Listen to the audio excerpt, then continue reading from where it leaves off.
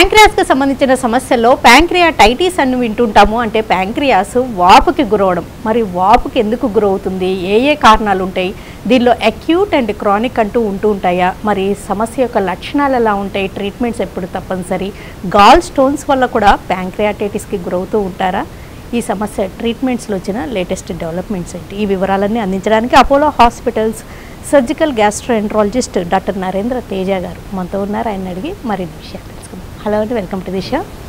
ఈ ప్యాంక్రియాటైటిస్ అనే సమస్య గురించి వింటూ ఉంటామండి. అంటే ఏంటి అసలు ఎగ్జాక్ట్గా? ఒక రకమైన గ్రంథి అండి. ఈ స్టమక్కి వెన్నెముకకి మధ్యలో పొట్ట పై భాగంలో ఉంటుంది. సో దీని పని ఏంటంటే యూజువల్లీ డైజెస్టివ్ జ్యూసెస్ని ప్రొడ్యూస్ చేస్తూ ఉంటుంది. ఇది మన రెగ్యులర్గా తీసుకునే ఆహారాన్ని, అది కార్బోహైడ్రేట్స్ అవనివ్వండి, ఫ్యాట్స్ అవనివ్వండి, ప్రోటీన్స్ అవనివ్వండి, అది డైజెస్ట్ చేసుకోవడానికి అది ఉపయోగపడుతుంది. అపార్ట్ ఫ్రమ్ దట్ షుగర్, మెయిన్గా ఇన్సులిన్ ప్రొడ్యూస్ చేసేది కూడా from pancreas. So any infection కానీ దాని వాపు కానీ మనం ప్యాంక్రియాటైటిస్ అని అంటుంటాం. ఈ షుగర్లో అప్ అండ్ డౌన్స్ కానీ లేకపోతే డయాబెటీస్ అనేది ఈ ప్యాంక్రియాటైటిస్కి ఏమన్నా సంబంధం ఉంటుందంటారా?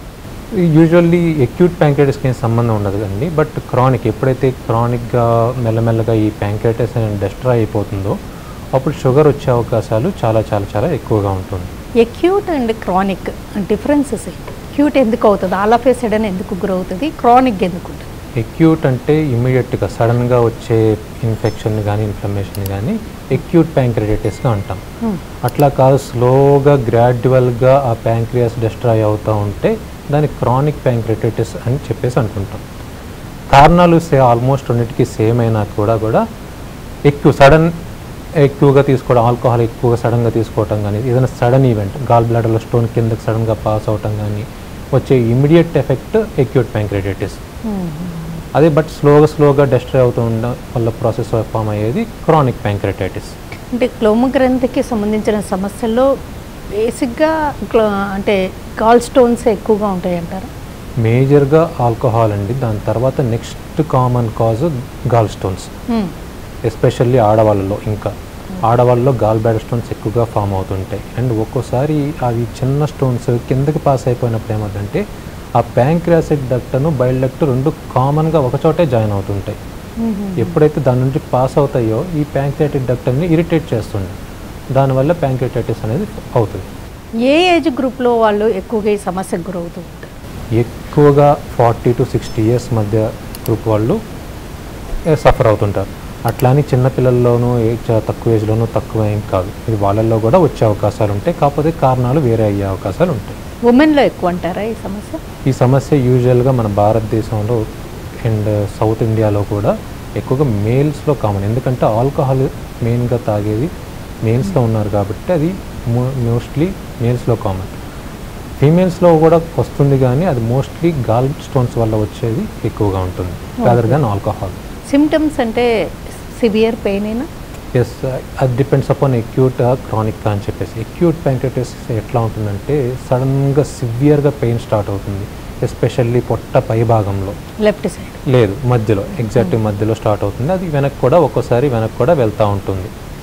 దాంతోపాటు సడన్గా వామిటింగ్ వచ్చిన సెన్సేషన్, పొట్ట సడన్గా ఉబ్బిపోవటము, ఇవన్నీ దాని తాలూకా సిమ్టమ్స్.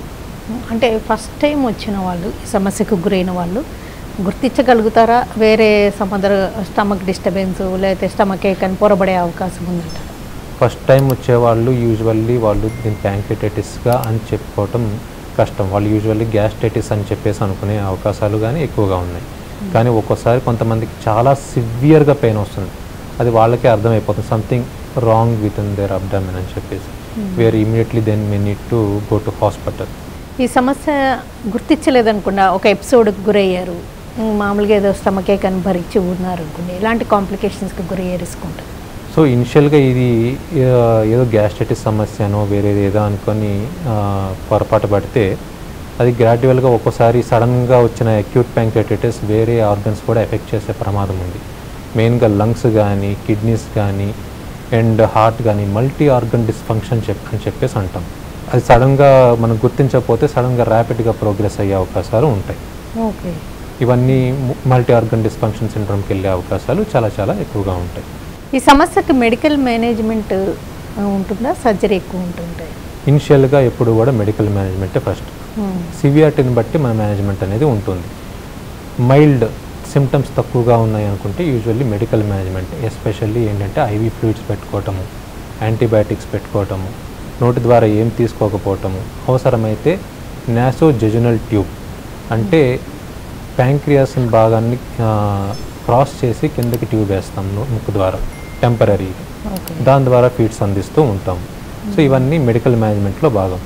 కానీ ఎప్పుడైతే సివియర్గా అవుతుందో అంటే ప్యాంక్రియాస్ కుళ్ళిపోవటం కానీ లేదంటే దాని తాలూకా కాంప్లికేషన్ రావటం కానీ వెంటిలేటర్ మీదకి వెళ్ళే అవకాశాలు ఇవన్నీ ఉండే అవకాశాలు ఉన్నాయి. అండ్ సర్జరీ అవసరం పడే అవకాశం ఉంది.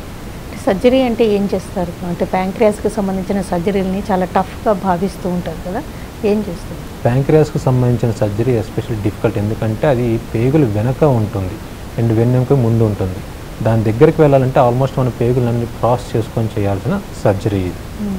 అది ఎప్పుడైతే అది ఎస్పెషల్ సర్జరీ కూడా ఎప్పుడు చేస్తామంటే అక్యూట్ ప్యాంక్రియాటిటిస్లో అది కుళ్ళిపోయినప్పుడు లేదా దాని తాలూకా కాంప్లికేషన్లు అంటే సూడోసిస్ట్ కానీ పాల్డ్ ఆఫ్ నెక్రోసిస్ కానీ వచ్చినప్పుడు సర్జరీ అవకాశం పడుతుంది. ఆ సమయంలో మనం సిస్టోగ్యాస్ట్రాస్టమీ అంటాం. సిస్టోగ్యాస్ట్రాస్టమీ కానీ సిస్టోజెజనాస్టమీ అని ఏదైతే కుళ్ళు ఉందో దాన్ని తీసేసి దాన్ని ఇంకో దానికి పేగుకి లింకప్ చేస్తాం. దీన్ని సిస్టోగ్యాస్ట్రాస్టమీ ఆర్ సిస్టోజెజనాస్టమీ అంటాం. అట్లా కాదు, కుళ్ళు మరీ ఇంకా ఎక్కువయ్యి ఉన్నప్పుడు నెక్రోసిస్, ఈ కుళ్ళుని మనం నెక్రోసిస్ అంటాం. మనం నెక్రోసెక్టమీ చేయాల్సి ఉంటుంది. అది ఓపెన్గా చేయొచ్చు, ఎండోస్కోపిక్గా చేయొచ్చు, ఇంకా లేటెస్ట్గా అంటే వార్డ్ అంటాం, వీడియో అసిస్టెడ్ రెట్రోపెరిటోనల్ డిబ్రెడ్మెంట్. అంటే పేగుకి వెనకకుండా వెళ్ళి చిన్న ట్యూబ్ ద్వారా ఆ లోపల కుళ్ళనంతా తీసేస్తాం. ప్యాంక్రియాస్కి సంబంధించి ఇంకా అసలు ఏ ఏ సమస్యలు ఎక్కువగా చూస్తూ ఉంటారు? క్రానిక్ ప్యాంక్రియాటైటిస్ అనేది ఇంకోటి కామన్గా చూసే కండిషన్, ఎస్పెషల్లీ మన సౌత్ ఇండియాలో కూడా. అంటే అక్యూట్ క్రానిక్ ప్యాంక్రియాటైటిస్. ఇవి కాకుండా చిల్డ్రన్స్లో కానీ కొంచెం యుక్త వయసులో బిలో 20 to 30 కొన్ని వేరే కాజెస్ కూడా ఉండే అవకాశాలు ఉంటాయి. ఎస్పెషల్లీ హైపర్ క్యాల్సిమియా కానీ లేకపోతే జెనెటిక్ కండిషన్స్ కానీ congenital abnormalities like pancreatic division అని చెప్పేసి కొన్ని కంజెంటల్ మల్ఫార్మేషన్స్ ఉంటాయి. వీటి వల్ల కూడా వాళ్ళకి ప్యాంక్రియాటైటిస్లు వచ్చే అవకాశాలు ఉంటాయి. అండ్ ఒక్కోసారి అవి క్రానిక్గా మారే అవకాశాలు కూడా ఉంటాయి. ఎప్పుడైనా all of A sudden sugar shoot up అవ్వడం కానీ లేకపోతే డయాబెటీస్ గురవడం కానీ ప్యాంక్రియాస్కి సంబంధించిన సమస్యగా గుర్తించగలుగుతుంటారు? యూజువల్గా ఫస్ట్ క్రానిక్ ప్యాంక్రియాటిస్ దీని షుగర్ కన్నా ముందు కూడా పెయిన్తో స్టార్ట్ అవుతుంది. సో ఆల్రెడీ మస్ట్ బి వాళ్ళ కండిషన్ క్రానిక్ ప్యాంక్రియాటిస్ అనే కండిషన్ తెలిసే ఉంటుంది. ఒక్కోసారి అది డిసీజ్ ప్రోగ్రెస్ అవుతున్న కొద్దీ ప్యాంక్రియాస్ పూర్తిగా బర్న్అవుట్ అవుతుంది. ఇన్సులిన్ ప్రొడ్యూస్ అవ్వదు, అట్లాగనే షుగర్ తగ్గించే హార్మోన్, అట్లాగే షుగర్ పెంచే హార్మోన్ గ్లూకాగాన్ కూడా వీళ్ళకి ప్రొడ్యూస్ అవ్వదు. ఇలాంటి పేషెంట్స్లో ఏమవుతుందంటే సడన్గా ఆహారం తీసుకోగానే సడన్గా షుగర్ షూటప్ అవటము, ఏమాత్రం కొంచెం లేట్ అయినా కంప్లీట్గా షుగర్ డౌన్ అవ్వటము అనేది జరుగుతుంది. దీన్ని బ్రిటిల్ డయాబెటీస్ అంటాం. అంటే చాలా ఫ్రెగైల్గా సడన్గా పెరగటం, సడన్గా డ్రాప్ అవటం, దీన్ని బ్రిటిల్ డయాబెటీస్. ఈ కండిషన్ కొంచెం క్రానిక్ ప్యాంక్రియాటైటిస్లో కామన్. అసలు ఈ సమస్య ఎంత కామన్గా చూస్తూ ఉంటారు? అట్లీస్ట్ ఒక 10 to 15% of the population is ఈ క్రానిక్ ప్యాంక్రియాటిస్ అనేది చూస్తుంటాం. But majority of people early స్టేజెస్లో బయటపడకపోవచ్చు. ఎందుకంటే అన్లెస్ సివియర్గా చాలా వరకు డెస్ట్రాయ్ అయిపోయి వచ్చేంత వరకు కానీ ఆ సిమ్టమ్స్ అనేవి యూజువల్గా బయటపడవు. ఆ సిమ్టమ్స్ వస్తే కానీ మన దగ్గర డాక్టర్ దగ్గరకు వచ్చే అవకాశాలు తక్కువ అండ్ దాన్ని డయాగ్నోస్ చేసే అవకాశాలు కూడా చాలా తక్కువ. ఎప్పుడైనా ఈ ప్యాంక్రియాస్కి సంబంధించిన సమస్యలు అలా ట్రాన్సియంట్గా ఉండే వాటంతట అవే కంట్రోల్ అయ్యే అవకాశం ఉంటుంది? క్రానిక్ ప్యాంక్రియాటిస్ పేషెంట్లో వాళ్ళకి ఆ సిమ్టమ్స్ క్రానిక్ ప్యాంక్రియాటిస్ అని తెలియకపోవచ్చు. ఎస్పెషల్ అంటే కొంతమంది బాగా తింటుంటారు, ఆకలి బాగా ఉంటుంది, తింటే కొంచెం మైల్డ్గా నొప్పి వస్తూ ఉంటుంది, కానీ ఎంత తిన్నా కూడా వాళ్ళు బరువు పెరగకపోవచ్చు. ఎందుకంటే మెయిన్గా క్రానిక్ ప్యాంక్రియాటిస్లో ఎప్పుడైతే గ్లాండ్ డెస్ట్రాయ్ అవుతుందో దాని తాలూకా జీర్ణశక్తి కూడా తక్కువ అయిపోతుంది. ఆకలి ఉంటుంది, తింటుంటారు, కానీ నొప్పి వస్తూ ఉంటుంది, తిన్నదేమో అరగదు. అరగకపోయితే ఆబ్వియస్లీ వాళ్ళు బరువు అనేది పెరగరు, ఎక్కువగా ఇట్లా వెయిట్ తగ్గుతుంటారు. సో దీన్ని ఎక్సోక్రైన్ ఇన్సఫిషియన్సీ అంటాం. ఓకే. ప్యాంక్రియాస్కి సంబంధించిన క్యాన్సర్స్ కూడా ఈ మధ్య ఎక్కువగానే చూస్తున్నాము. ఈ ప్యాంక్రియాటిక్ క్యాన్సర్స్, ప్యాంక్రియాటైటిస్ సిమ్టమ్స్లో ఏమైనా తేడాలు ఉంటాయి? సిమ్టమ్స్లో ఎస్పెషల్లీ కొంచెం రెండింటిని వేరు చేయటం కొంచెం కష్టం. అట్లాని సిమ్టమ్స్ కంప్లీట్గా డిఫరెంట్ కావు, కంప్లీట్గా కామన్ కూడా కావు. ఇద్దరికి పెయిన్ వచ్చే అవకాశాలు ఎక్కువగానే ఉన్నాయి. కానీ క్రానిక్ ప్యాంక్రియాటిస్ యూజువల్లీ పెయిన్ అనేది వచ్చి పోతూ ఉంటుంది. ఎప్పుడైతే ఇది ప్యాంక్రియాటిక్ క్యాన్సర్గా మారుతుందో ఇది పర్సిస్టెంట్గా ఉండే అవకాశాలు, పెయిన్ చాలా ఎక్కువగా ఉంటుంది. ఇంకోటి, క్రానిక్ ప్యాంక్రియాటిస్లో ఆకలి ఎప్పుడూ ఎక్కువగా ఉంటుంది. ఎప్పుడైతే ప్యాంక్రియాటిక్ క్యాన్సర్గా మారుతుందో ఆకలి అనేది తక్కువ అయిపోతుంది. ఇంకోటి జాండీస్ కూడా క్రానిక్ ప్యాంక్రియాటిక్ క్యాన్సర్లో ఎక్కువగా గమనిస్తుంటాం. ప్యాంక్రియాటిక్ క్యాన్సర్కి విపుల్స్ సర్జరీ అని చేస్తుంటారు, which you treat it as a very tough and critical surgery. And మరి మీరు ఇందాక చెప్తూ ఉన్నారు ప్యాంక్రియాస్ టైటిస్కి గురైనప్పుడు కుళ్ళిన భాగాన్ని తీసేస్తారు, నెక్రోసిస్ అయిన భాగాన్ని తీసేస్తారంటే మరి అట్లా తీసేయడం ఓకేనంటారా? అంటే ఈ సర్జరీని చాలా టఫ్గా భావిస్తారు కదా, ప్యాంక్రియాస్లో కొంత భాగం తీసేయడం సాధ్యమేనా?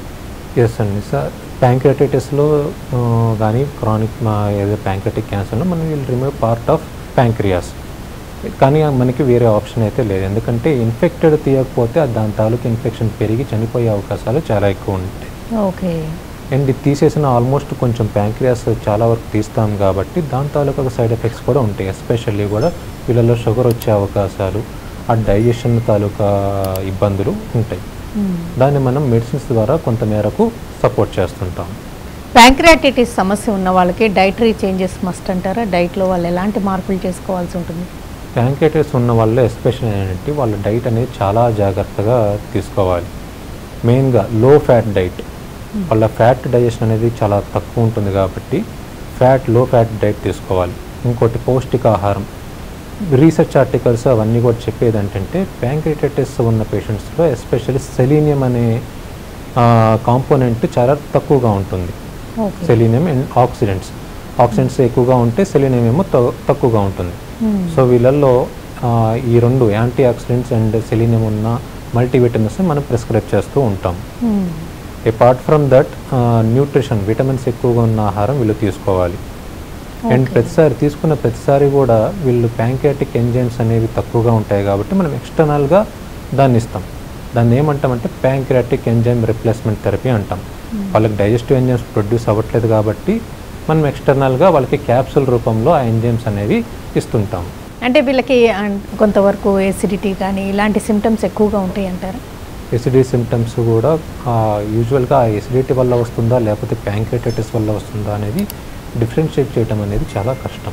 సో యూజువల్లీ ప్యాంక్రియాటిస్ ఉన్న వాళ్ళలో ఆల్రెడీ ఇంతకుముందు ఒకసారి వచ్చిన ప్యాంక్రియాటిస్ వచ్చిందంటే రెండోసారి అలాంటి సిమ్టమ్స్ వచ్చినాయి అంటే మళ్ళీ వస్తుంది అని చెప్పేసి భావించాల్సి ఉంటుంది. ఒకవేళ వాళ్ళు ఎక్కడైనా బయట ఫంక్షన్స్ కానీ ఏదైనా ఈవెంట్స్లో ఒకవేళ హెవీ ఫుడ్ తీసుకుంటే వెంటనే జాగ్రత్త తీసుకోకపోతే స్టమక్ ఏక్ అట్లాంటి వాటికి గురయ్యే రిస్క్ ఉంటుందా? ఫుడ్ కన్నా కూడా ఆల్కహాల్ అనేది ఉంది.